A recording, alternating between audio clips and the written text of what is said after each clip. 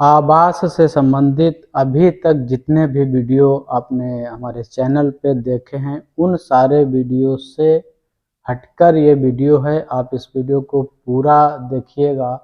और बता दूं, ये वीडियो मैं उन लोगों के लिए रिकॉर्ड कर रहा हूं जिन्हें भविष्य में आवास की आवश्यकता है। उन्हें आवास मिलेगा, जिनका सर्वे किया जाएगा। लेकिन सर्वे के बाद में भी जब आवासों का सत्यापन होता है तो सत्यापन में जो भी सर्वे की सूची जाती है, उस सर्वे की सूची से नाम हटा दिए जाते हैं। तो मैं अपनी बात रखूं इससे पहले आपसे पुनः निवेदन करूंगा कि अगर आप हमारे चैनल पर नए हैं और हमें सुन रहे हैं तो हमारे चैनल को सब्सक्राइब कर दीजिएगा, क्योंकि आज जो मैं बताऊंगा वो आपके 4 साल बाद भी काम आएगा। और आवास की योजना जो है कभी ख़त्म नहीं होने वाली है, लेकिन कहीं कहीं गलतियां हो जाती हैं लोगों से, जिसके वजह से वो आवास के लिए अपात्र घोषित हो जाते हैं। सर्वे में ऐसा कुछ उनको दिख जाता है जिसकी वजह से वो अपात्र घोषित कर दिए जाते हैं। तो मैं यहाँ पे ये बताने वाला हूँ कि अभी सर्वे होगा, नई सूची, जिनके पास कच्चे मकान हैं या मकान नहीं है, छप्पर हैं, झुग्गी झोपड़ी में रह रहे हैं या आवास विहीन लोग हैं, ऐसे लोगों का सर्वे होगा। और उस सर्वे के बाद में फिर ग्राम पंचायत स्तर के, क्षेत्र पंचायत स्तर के, एडीओ स्तर के लोग उनका सत्यापन करने आते हैं। सत्यापन में ये देखा जाता है कि जिस व्यक्ति का नाम सर्वे सूची में गया है वो तो पक्के मकान में रह रहा है।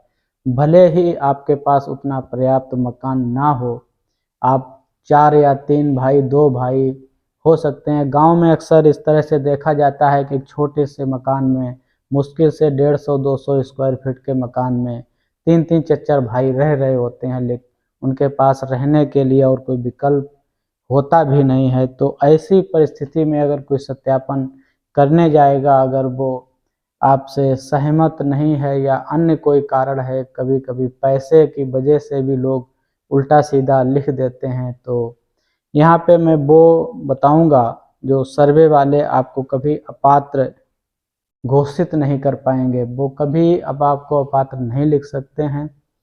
तो इससे पहले अगर आपने अपना नाम सर्वे सूची में भिजवा दिया, जब भी आपके गांव में सर्वे होगा तो अपने जो ग्राम प्रधान हैं या सचिव हैं या वहाँ के जो पंचायत सहायक रोजगार सेवक हैं, आप उनके संपर्क में बराबर बने रहिए।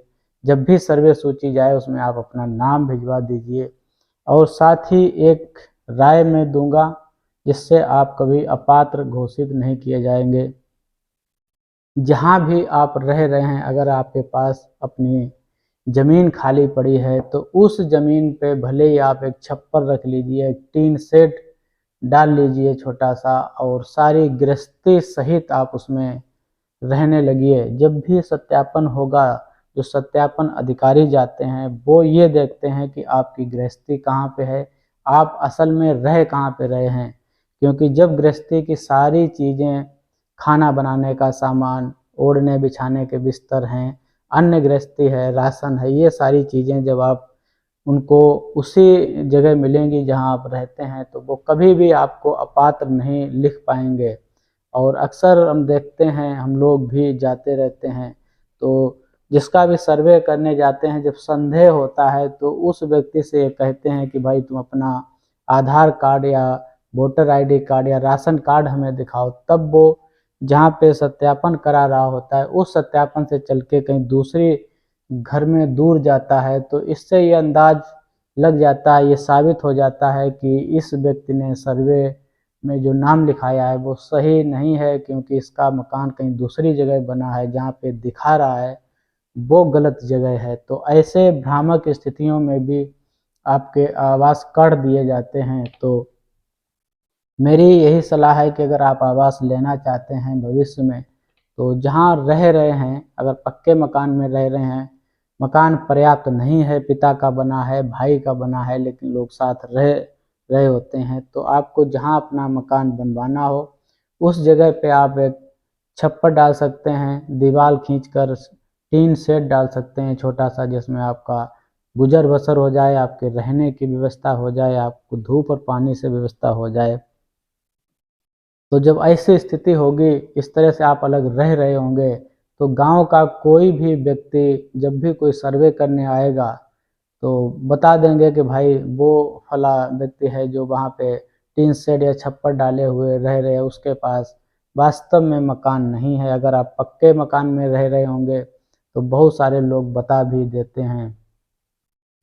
पक्के मकानों की अपनी एक क्राइटेरिया होती है कि कम से कम व्यक्ति के पास हिस्से में अगर एक एक बड़ा कमरा पड़ रहा है तो वह फिर पात्र नहीं रह जाता है। कभी कभी किसी पिता को आवास मिला होता है, उसने मिला जुला के थोड़ा वो उसमें बना लिया होता है, और उसी आवास में उसके 3-4 लड़के और स्वयं पूरा परिवार रह रहा होता है।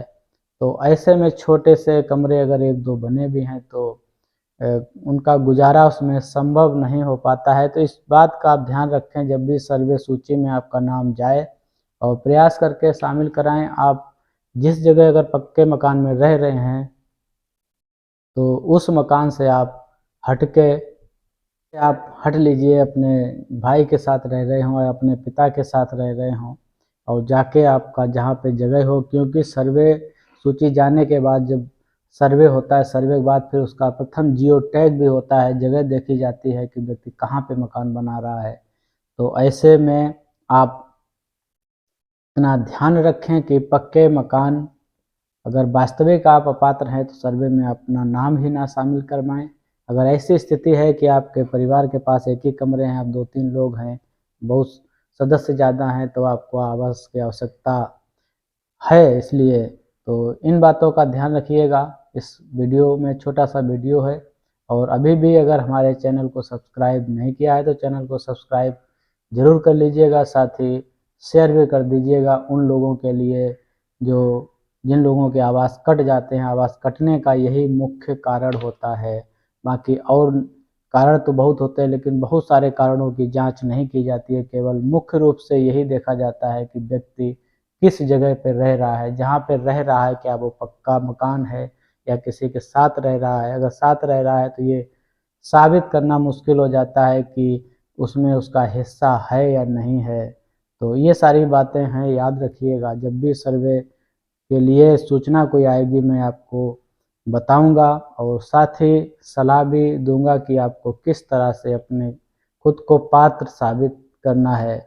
और हमारे वीडियो पे यहाँ पर तक आए तो उसके लिए आपको बहुत बहुत शुक्रिया, और हमारे चैनल को साथ ही सब्सक्राइब करके जाइएगा।